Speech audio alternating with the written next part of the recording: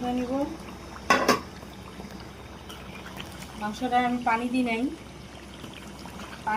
মাংসর পানি বেড়ে গেছে গা। আমার মাংস গলে গেছে, নরম হয়ে গেছে।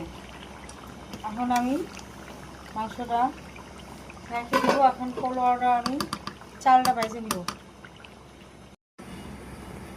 তেল দিয়ে দিব, সরষের তেল দিয়ে দিলাম। আচ্ছা খারাপ, এবার কও।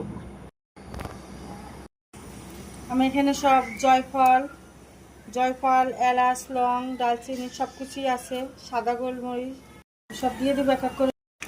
কালো জিরা দিয়ে দিলাম, এলাচ দিয়ে দিলাম, জুতি দিয়ে দিলাম, সব দিয়ে নাড়া নিব, ভেজে নিব।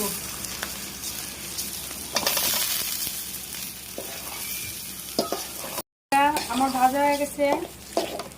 আমি এখন গরম পানি দিয়ে দিব, দুধ দিয়ে দিব, লবণ দিয়ে দিব, চিনি দিয়ে দিব, কাঁচামরিচ দিয়ে দিব, গোলাপ জল দিয়ে দিব। আমি এখন একটু ঢাকনা দিয়ে ঢেকে দিব,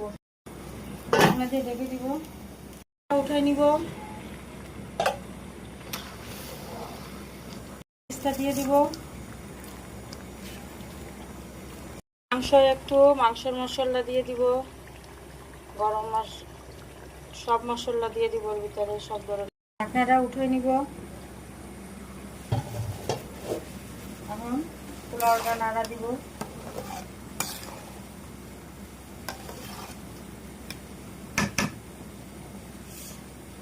মাংসটা দিয়ে দিব, কারণ এটা তো তেহারি, দিয়ে দমে দিয়ে দিব।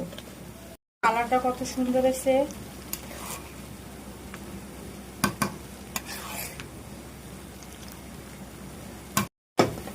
একটু ডিম দিয়ে দিব, দিয়ে আমি ঢাকনা দিয়ে দমে দিয়ে দিব। ঢাকনা দিয়ে দমে দিয়ে দিব, পর আমি আবার ফিরে আসবো।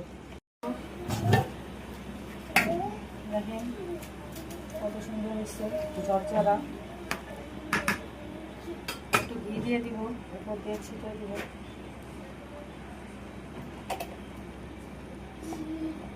দিয়ে দিব উপর দিয়ে। আমাদের গরুর তেহারি হয়ে গেছে। আমাদের ভিডিওটা যদি ভালো লাগে, লাইক, শেয়ার, কমেন্ট করুন, সাবস্ক্রাইব করে দিবেন।